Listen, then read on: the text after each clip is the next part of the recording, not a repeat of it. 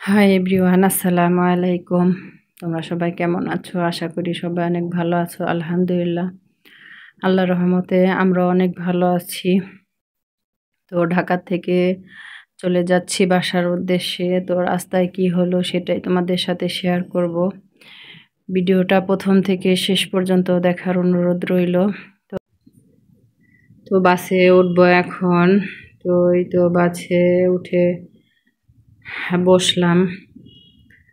তো আমরা বাসে উঠেছি তো ফায়ার সার্ভিসের এখান থেকেই শুভযাত্রায় যাব মানিকগঞ্জে।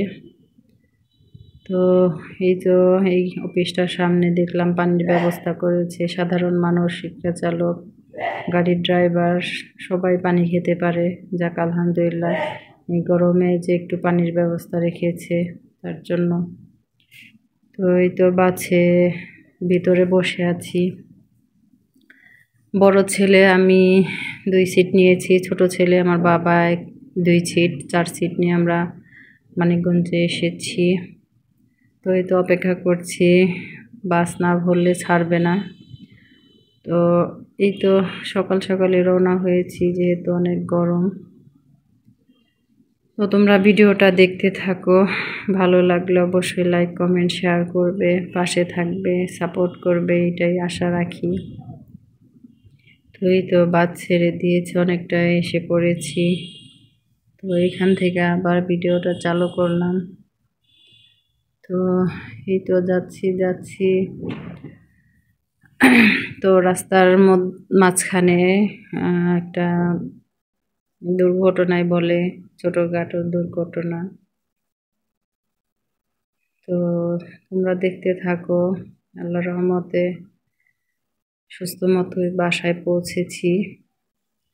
তো রাস্তায় আমাদের বাস ড্রাইভার একটা ছোট প্রাইভেট গাড়ি লাগিয়ে দিয়েছিল, সেটাই তোমাদের সাথে শেয়ার করব।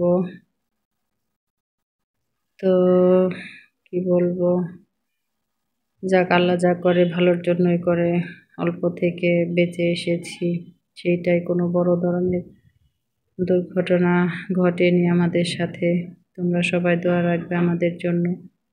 এই তো দেখো এখানে তো বসেছিলাম প্রায় 1 ঘন্টার মতো। তো সামনে প্রাইভেট কারটার সাথে লাগিয়ে দিয়েছিল। তো যাই হোক, ভাইয়াটা অনেক ভালো ছিল, অল্পতেই ড্রাইভারকে ছেড়ে দিয়েছে। ড্রাইভারটা অনেক ঝামেলা করছিল। প্রাইভেট কারটার একটু রং ছিলে গিয়েছে, ঘষা লেগে।